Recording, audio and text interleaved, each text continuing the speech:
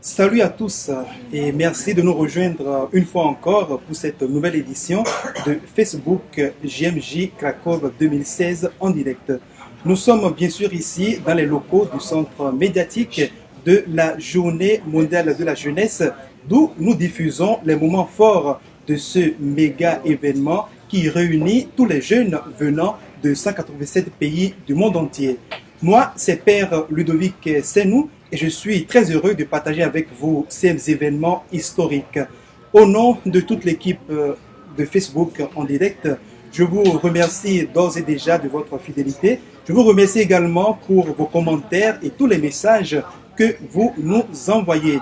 Tout cela manifeste votre fidélité, bien sûr. Aujourd'hui donc, mercredi 27 juillet, la JMJ Cracovie 2016 est entrée dans sa dernière ligne droite avec l'arrivée du pape François qui va présider dorénavant tous les événements officiels de cette 31e édition de la Journée mondiale de la jeunesse. Je vous propose de nous accompagner à l'aéroport international Saint-Jean-Paul II de Cracovie-Balice pour les images de la cérémonie d'accueil du pape François sur le sol polonais. Il était environ 16 heures, heure locale, lorsque l'avion du pape François a atterri sur le sol polonais. Il était à bord de Alitalia, la compagnie aérienne d'Italie, qui accompagne le pape durant ses voyages internationaux. Et voilà enfin le pape François qui sort de l'avion. Il salue l'hôtesse avant de descendre les marches de l'avion. Nous rappelons que c'est la première fois que le pape François pose ses pieds sur le sol polonais. Il est accueilli par le président de la République polonaise, M.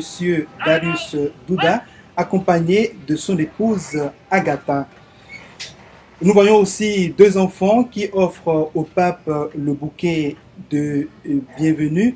Le pape est entouré par le couple présidentiel et qui l'accompagne jusqu'au podium. Nous pouvons également voir la figure du cardinal Zuivich qui fait partie du groupe d'accueil du pape François. Et le cardinal Zuivich a été pendant plusieurs années le secrétaire particulier de sa sainteté, le pape Jean-Paul II. Donc, entouré par le président et sa femme, le pape avance sur le tapis rouge jusqu'au podium où il recevra la salutation de certaines autorités polonaises.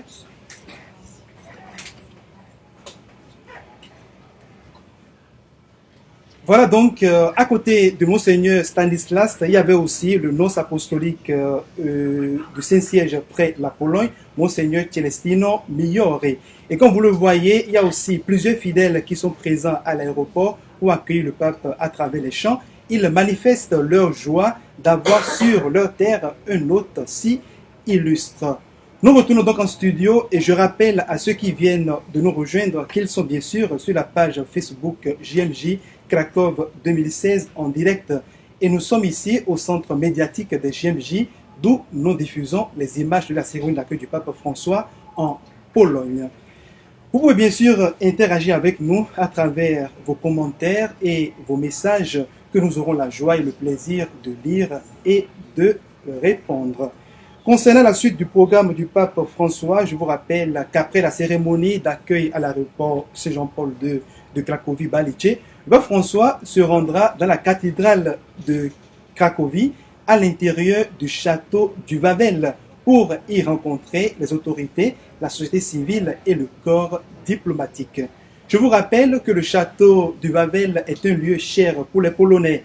Il est le symbole de la souveraineté et il accueille les restes de presque tous les souverains polonais et surtout les reliques de Saint Stanislas, le patron de la Pologne. Dans son premier discours prononcé sur la terre polonaise, le pape François, s'adressant à la nation polonaise, a rappelé la mémoire de Saint Jean-Paul II et son sens de l'histoire. Il est revenu sur le problème des réfugiés en invitant la Pologne à un accueil plus chaleureux.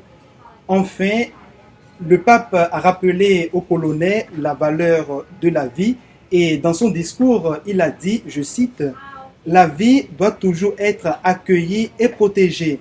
Les deux choses ensemble, accueillie et protégée, de la conception à la mort naturelle, et tous nous sommes appelés à la respecter et à en prendre soin. Fin de citation. S'adressant enfin au président polonais, le pape l'a rassuré, le pape a rassuré donc le président polonais que la nation polonaise pouvait toujours compter, comme cela a été tout au long de son histoire, sur la collaboration de l'Église catholique afin qu'à la lumière des principes chrétiens qui inspirent et qui ont forgé l'histoire et l'identité de la Pologne, elle sache, dans les conditions historiques et changeantes, poursuivre son chemin en restant fidèle à ses meilleures traditions et pleine de confiance et également d'espérance dans les moments difficiles. À la fin de son discours, le pape François est resté en prière silencieuse auprès de l'autel de Saint Stanislas, où sont aussi exposées les reliques de Saint Jean-Paul II. Puis, il y a eu la vénération du Saint-Sacrement dans la chapelle derrière l'autel. Et pour ce qui concerne la suite du programme du pape François ici en Pologne, je vous informe qu'après les cérémonies dans la cathédrale de Wawel, le pape se rendra dans la résidence épiscopale de Cracovie où il aura son dîner. Après le dîner, le Saint-Père apparaîtra à la fenêtre du pape aménagée dans la résidence épiscopale de Cracovie pour pouvoir saluer les fidèles qui seront rassemblés sur la place devant la résidence. Voilà, chers amis, c'est ainsi que prend fin notre édition du jour. Je vous prie de nous rester fidèles et je vous rappelle que vous pouvez également nous suivre sur les autres versions francophones des médias sociaux, à savoir Facebook, Twitter, Snapchat, Instagram, Periscope, YouTube, pour de nouvelles mises à jour. Quant à moi, je vous donne simplement rendez-vous demain pour une autre édition de Facebook JMJ Krakow 2016 en direct. Au revoir.